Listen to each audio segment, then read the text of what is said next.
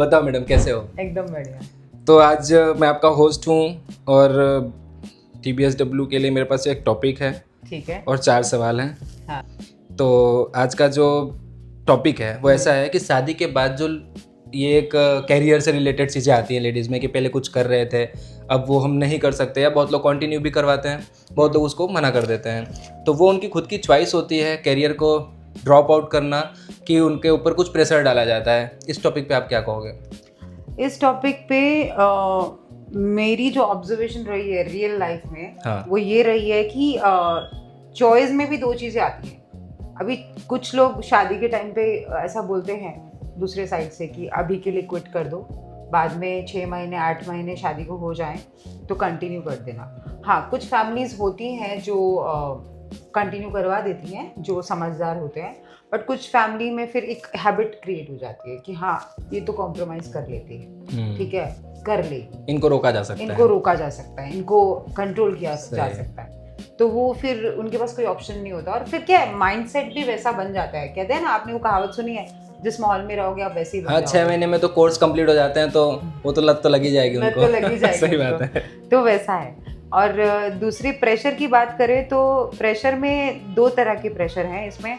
अगर family beyond money में भी बियॉन्ड रिचनेस है, उनके अंदर वेल्दी है, तो एक तो उनका it depends on their behaviour and there mindset, तो उनका आ सकता है प्रेशर। नहीं तो 2% ऐसी मैंने फीमेल्स देखी है जो शादी के बाद, अभी मेरी एक फ्रेंड मिली थी जिया करके, जिन्होंने मेरे को, मतलब मैं उनसे मिली और मुझे बड़ा अच्छा एक्चुअली लगा उनसे मिलके। She is from very educated family. उन्होंने बोला कि आप क्विट कर देना, बट उन्होंने बोला कि हाँ मैं क्विट कर दूंगी सिर्फ 6 महीने के लिए, बट वो लड़की अपनी बात पे रही। एंड जिस घर में उनकी शादी हुई वो बहुत वेल्दी फैमिली, ठीक है। आज की डेट में उनका एक जो भी वो काम करती है, वो मेनली उनका सेल्स का काम वो करती हैं और खुशी से करती हैं, और फैमिली भी सपोर्ट है। ओके, ये तो अच्छा पार्ट है। हाँ, ये अच्छा पार्ट है। तो ऐसे 2% ही केस मिलेंगे आपको, जिसमें फैमिली भी अच्छा इन्वॉल्वमेंट है, सपोर्ट कर रही है, और वो लड़की भी खुशी से कर रही है। बट मैक्सिमम द टाइम मैंने नहीं देखा कि जहाँ फैमिलीज फुल्ली सपोर्टेड है। बट ना कहीं कहीं मैंने ऑब्जर्व जितना किया है फिलहाल, कि पहले तो कैरियर में जाना होता है।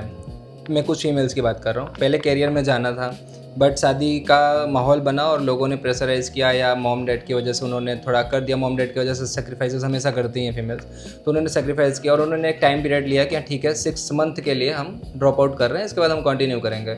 बट उस 6 मंथ में माहौल इतना ज़्यादा अच्छा हो जाता है घर का, एंड पैसे के साइड से भी कुछ दिक्कत उनको नहीं आती है, प्रॉपर हो जाती है लाइफ, तो कई बार वो खुद ही उसको परमानेंटली ड्रॉप आउट कर देती हैं।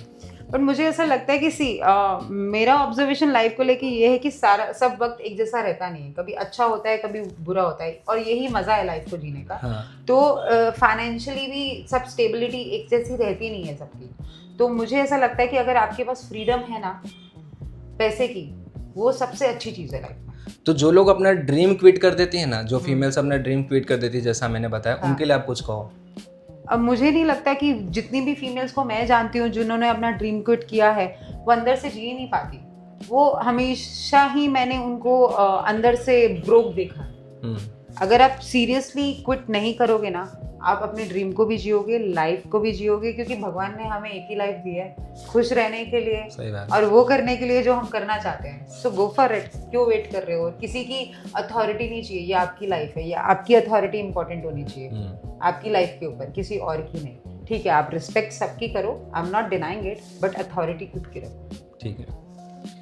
नेक्स्ट मेरा एक सवाल ये है कि अगर ये सेम सिचुएशन में रिवर्स कर दूं कि जो लेडीज़ के ऊपर लागू होता है कि भाई शादी है, तू लड़की है, तू अब काम नहीं करेगी, सेम लड़कों के लिए कर दिया जाए कि भाई अब तुम कल से जॉब पे मत जाओ, मैं जाती हूँ, तब रिएक्शन क्या हो सकता है और ये कितने हद तक सही होगा या गलत होगा?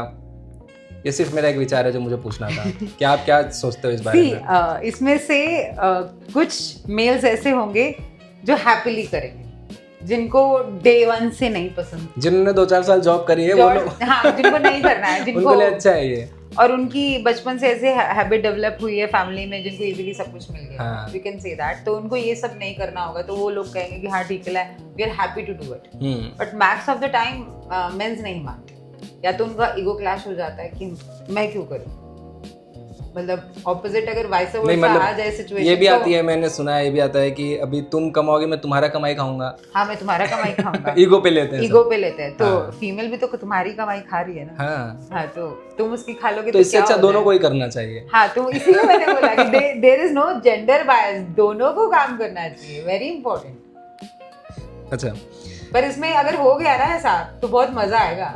हाँ अगर म्यूचुअल अंडरस्टैंडिंग हो जाए और सब प्रॉपर करे साथ में, सब सपोर्टिव में मैं भी तो रहें, ऐसे ही बोलती हूँ चीजें कि सही हो हमारी सकती हैं। गवर्नमेंट को ये एक्शन बहुत पहले ही ले लेना चाहिए था, और मैं तो इस हित में ही नहीं हूँ कि एक फीमेल को घर पे रहना चाहिए। ऐसा नहीं है कि मैं मेंस के अगेंस्ट हूँ, मैं इस चीज़ के कंट्रीब्यूशन में हूँ कि मेंस एंड वुमेन्स दोनों को काम करना चाहिए। और अगर कोई मेल ऐसा बोलता है कि तुमको घर पे रहना है, फैमिली को संभालना है, तो उसको मंथली एक्सपेंसेस पहले से ही देना चाहिए।